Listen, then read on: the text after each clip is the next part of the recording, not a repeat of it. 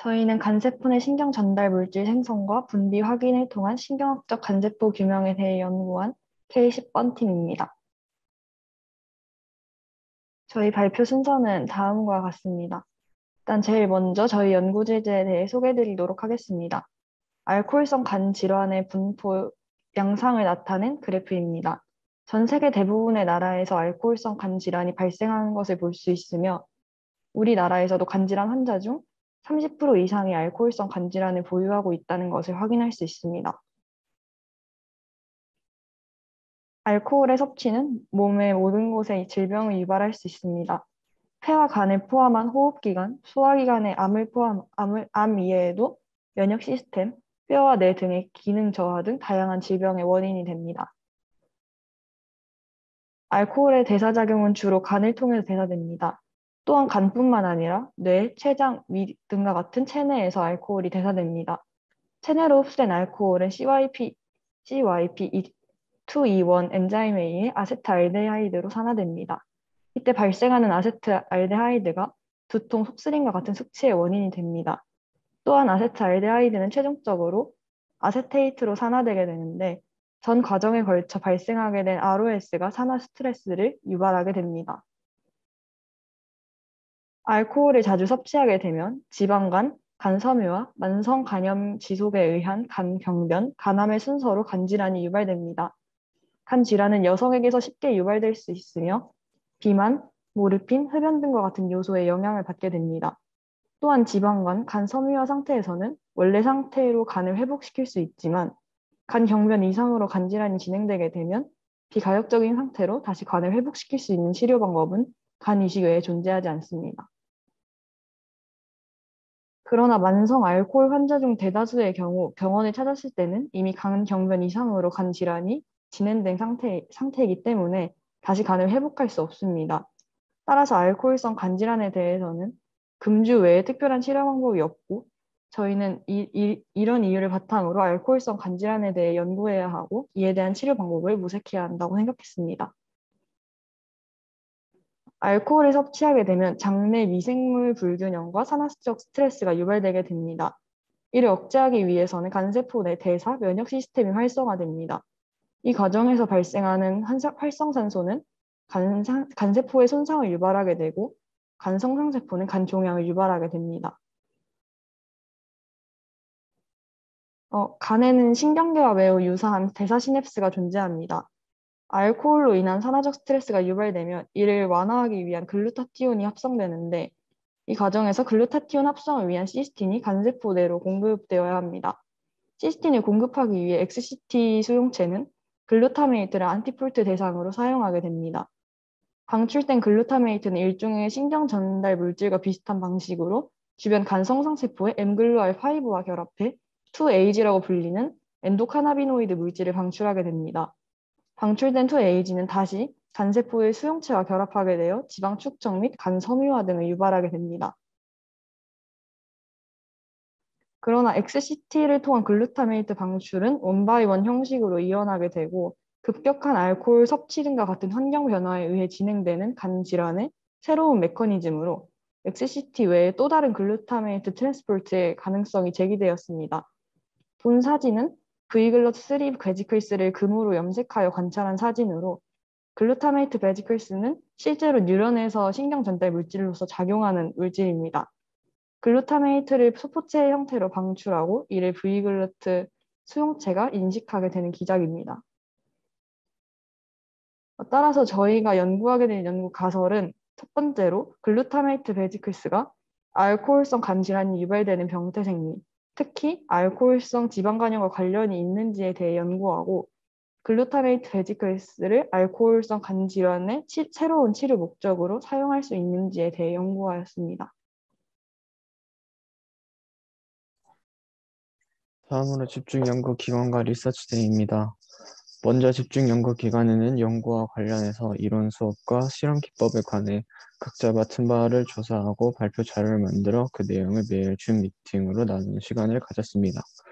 또한 실험 데이터를 보고 생각을 공유하며 자유로운 토론 형식으로 진행을 하였고 데이터 해석과 결과에 관해 그리고 간의 전반적인 질병에 관해서 본격적으로 알아보는 시간을 가졌습니다. 그렇게 사용하게 될 실험 기법, 현재까지 진행된 데이터 일부에 관해 보고 현재까지 이론 수업을 전반적으로 간단하게 한 후 리서치 데이를 가졌습니다. 리서치 데이에서는 교수님과 조교님 그리고 우리 멤버 서로 실제 만나 잠시 얘기를 하는 시간을 가진 후 실험실 실습을 진행하였습니다. 마우스 핸들링과 마우스 세크리파이스를 실습해보았고 그것을 바탕으로 간 샘플을 채취하여 샘플을 비교해보고 그리고 조직과 혈청에 관해 조사를 해보고 리버 모노뉴클리어 셀 아이솔레이션 등의 실험을 진행하였습니다. 마우스를 죽일 때 안구를 적출하여 피를 얻게 되는데 그렇게 얻은 혈청으로는 간 수치를 계산할 수 있고 간 샘플로는 조금 조각을 잘라 qRT-PCR, 웨스턴 블럿, 그리고 시퀀싱, 그리고 팩스 등을 할 수 있고 남은 샘플을 갈아서 MNC만을 분리해낼 수 있습니다. 그리고 다음은 실험을 진행하는 사진인데 그 마우스를 핸들링하는 방법이고요. 보통 꼬리를 잡아서 핸들링합니다. 그리고 앞서 설명한 바와 같이 블러드를 얻어 간 수치를 효소별로 계산을 할 수 있습니다. 그리고 각 주위로부터 샘플을 비교할 수 있습니다. 샘플 채취 후 남은 간을 주사기 뒷부분으로 갑니다. 그리고 간 직후 450 정도의 low RPM에서 5분간 돌린 후 상체만을 분리해내는 것을 2회 상온에서 진행을 해야 됩니다. 그러면은 밑에 헤파토사이트 같은 큰 세포가 가라앉게 됩니다. 다음은 4도씨에서 1600의 하이 RPM으로 10분간 원심 분리를 해 펠렛만을 분리하는 것을 2회 진행한 다음 펄콧을 첨가하여 같은 온도에서 2400 RPM으로 30분간 돌려 이물질을 분리해내 석션을 진행하게 됩니다. 그리고 RBC를 분리하기 위해 RBC 라이시스를 첨가한 후 수분을 기다리고 1800 RPM에서 15분간 원심 분리를 진행하여 MNC를 최종적으로 얻습니다. 이 모든 과정은 차가운 온도에서 진행하게 되고요. 그 다음 리포사이트를 카운팅할 수 있습니다. 기계로 셀 수 있고 직접 눈으로 보고 셀 수 있는 방법이 있는데 하지만 기계가 꼭 정확하게 나오지는 않는다고 합니다. 눈으로 셀 때는 헤파토사이트 미터를 이용하게 됩니다. 그리고 카운팅을 할 때 동그랗고 빛나는 것만을 카운팅하게 되고요. 기계로 세는 것과 직접 세는 것 둘 다 진행하였습니다. 저희는 쥐 2마리에 관해서 총 130만 개 정도의 림포사이트를 확인하였습니다. 다음은 저희 연구의 총 결과입니다. 첫 번째 슬라이드는 보시는 바와 같이 만성밀 에탄올의 포급용 공급 마우스 모델입니다. 두 사진으로 나뉜 부분에서 보실 수 있듯이 이제 마우스 모델의 알코올 섭취 유도 방식은 크게 두 가지가 있습니다. 왼쪽 사진은 그중 하나인 액체 시기의 10일간 무한정 공급 방식입니다. 리버 데칼리라는 이름으로 불리는 대표적인 이 시기 방식은 총 열량 함량이 변경되지 않고 특정 구성 요소가 다른 그룹과 실험 목표를 제공하기 위해서 다양화되었다는 점에서 등 칼로리의 형태로 조절된 액체 식단입니다. 두 번째는 오른쪽에 위치한 포급용 모델입니다. 알코올의 위내 주입을 통하여 알코올에 대한 흡감을 유발하는 알코올성 간성상 마우스 모델입니다. 경구 투여를 통한 알코올 단회 포금으로 이제 알코올성 지방간과 염증을 유발시킨 마우스 모델을 사용하여 이를 확인하고자 하였습니다. 다음은 이제 만성 에탄올 설치 후 이제 V글룻을 통해서 간세포의 글루타메이트가 축적되는 정도를 구별한 내용입니다.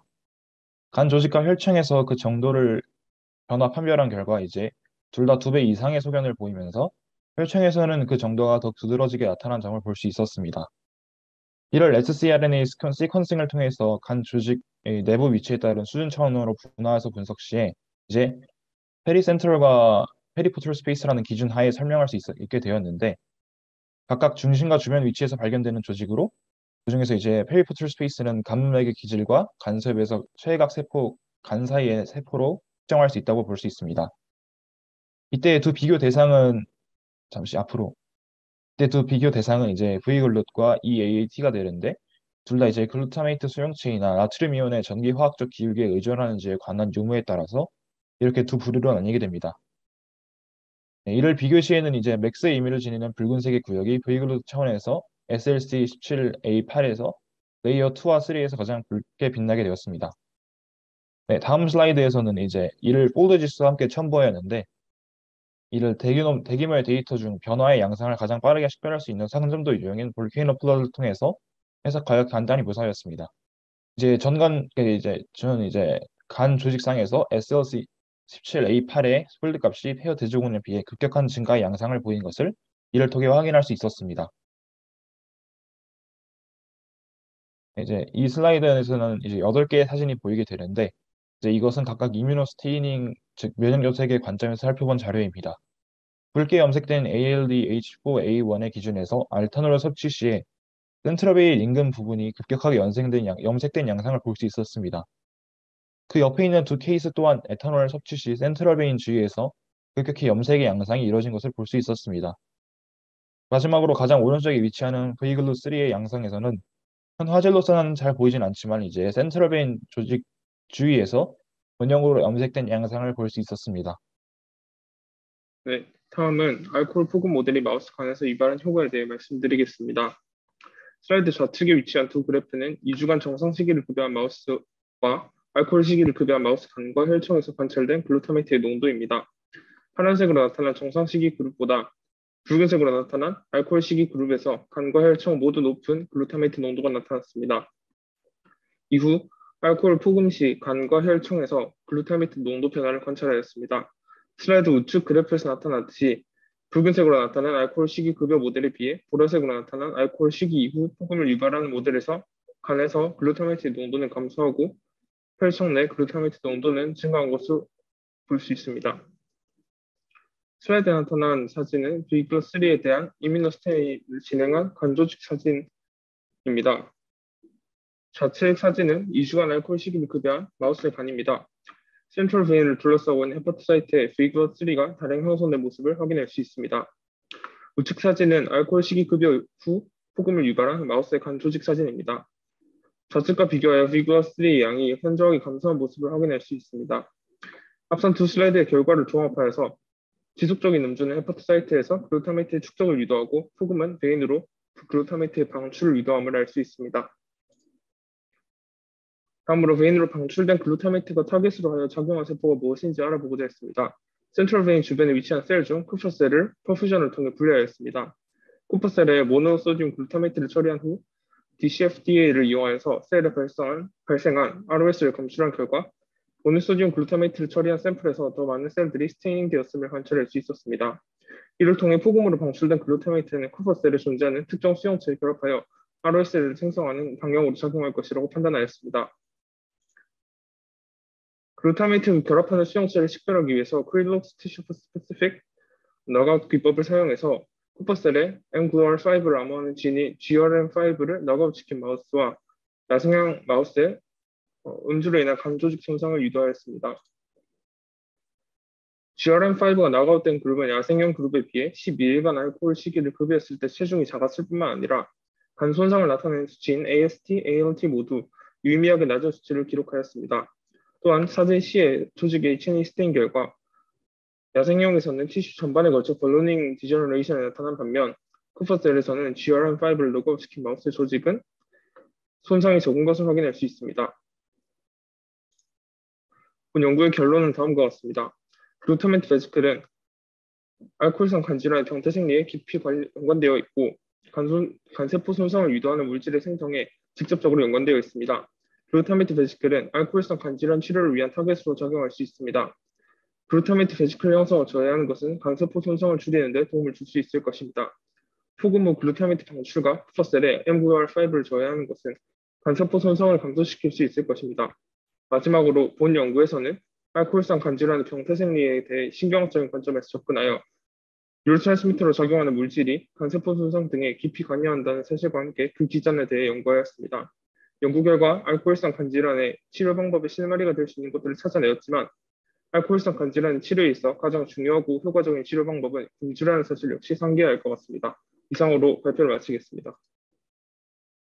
마찬가지로 3분 정도 질의응답 시간을 가질 건데요. 질문이 있으시다면 자유롭게 해주시면 되겠습니다.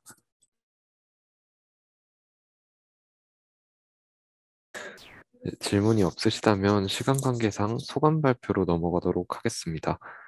학생분들은 발표하셨던 순서대로 소속 학교와 이름을 먼저 말씀해 주시고 연구를 진행하면서 느꼈던 소감을 말씀해 주시면 감사하겠습니다. 저는 충북과학고등학교에 재학 중인 김나희라고 하고요. 일단 이 프리URP를 통해서 좋은 저희 친구분들과 그리고 조교님, 교수님 만나서 같이 연구할 수 있는 좋은 기회를 얻게 돼서 굉장히 감사했고요. 어디 가서도 약간 경험하기 어려운 그런 실험 기법들과 또 간질환에 대한 메커니즘 등을 저희 알 수 있게 되어서 굉장히 뜻깊은 연구였다고 생각합니다. 저는 세종과학고등학교 1학년에 재학 중인 오건무라고 합니다. 저는 그 미래 진로 결정에 좀 좋은 경험이 될 것 같아 쪽에 지원을 했었고, 평소에 좀 관심이 많은 주제이기도 했는데 굉장히 기대 이상이었고, 좋은 경험 그리고 실험 실습 등 많은 평소에는 해보지 못할 좋은 경험들을 갖고 가는 것 같습니다. 그리고 조교님이랑 친구들도 너무 잘해주고 정말 좋았습니다. 네, 저는 현재 서울과학고등학교에 재학 중인 서세준입니다. 네, 저는 이번 기회를 통해 최고보다는 일단 최초가 되자라는 생각을 가지게 되었습니다. 저희 연구 목표만 보셔도 알 수 있듯이 이제 기존에 가는 대사적 면역학적 장기이다라는 기존 인식과 학계의 발상을 타개하고 저희가 이제 신경학적 기준으로 이를 분석하였는데요. 저희 연구실 이제 정원인 교수님이 이제 리서치데이에 특히 강조하셨던 부분인데, 제가 하고자 하는 생태학이라는 공부에 있어서 더욱더 자신감을 가질 수 있게 되었던 계기였습니다. 남들에게 비난받고 이제 그들이 의문을 가져야 최초가 될 수 있다는 생각을 항상 가지면서 제가 할 수 있는 일에 최선을 다하도록 노력하겠습니다. 그리고 이제 많은 그 이제 같은 과학을 꿈꾸고 있는 사람들과 친구가 될 수 있었던 좋은 기회여서 정말 좋았던 것 같습니다. 네. 네, 경남고등학교 2학년 재학 중인 조영준입니다. 프리RP 이번에 두 번째 참가를 했는데 이제 저번 비대면만 진행했던 저번 기수와는 달리 이번에 리서치데이도 진행을 한번 해보고, 그리고 평소에 이제 관심을 가지고 있던 간이라는 장기에 대해서 좀 더 자세하게 알아볼 수 있는 시간이었던 것 같고, 그리고 앞에 서시준 학생이 말했던 것처럼 저희 지도 교수님께서 be the best가 아니라 be the first가 되라는 점을 강조해 주셔서 그게 진로를 결정하는 데 있어서 되게 뜻깊은 시간이 되어 갈 것 같습니다. 네, 감사합니다. 네, 학생분들 소감 정말 잘 들었습니다. 감사합니다. 마지막으로 함께 하셨던 조교님께서도 소감 한 말씀 부탁드립니다. 저는 카이스트 의과학대학원 정원일 교수님 실험실 박사과정 양경무라고 하고요. 이번에 이제 생물학 실험은 사실 대면으로 실험을 하면서 진행을 해야 되는데 저희가 그렇게 할 수 없어서 저희가 매일매일 좀 자유로운 토론 형식으로 학생들 주도적인 그런 발표 수업 위주로 진행을 했는데 좀 귀찮고 번거로웠음에도 불구하고 학생들 모두가 굉장히 좀 잘 협조를 해줘서 너무 고맙고 리서치 데이 때도 서로 많이 친해지기도 했고 좋은 정보를 좀 공유해서 학생들뿐만 아니라 교육의 입장에는 저한테도 굉장히 뜻깊은 시간이었던 것 같습니다. 네, 저희 연구실 학생들뿐만 아니라 다른 고등학생들도 뜻하는 연구를 잘 수행해 나갔으면 좋겠습니다. 감사합니다.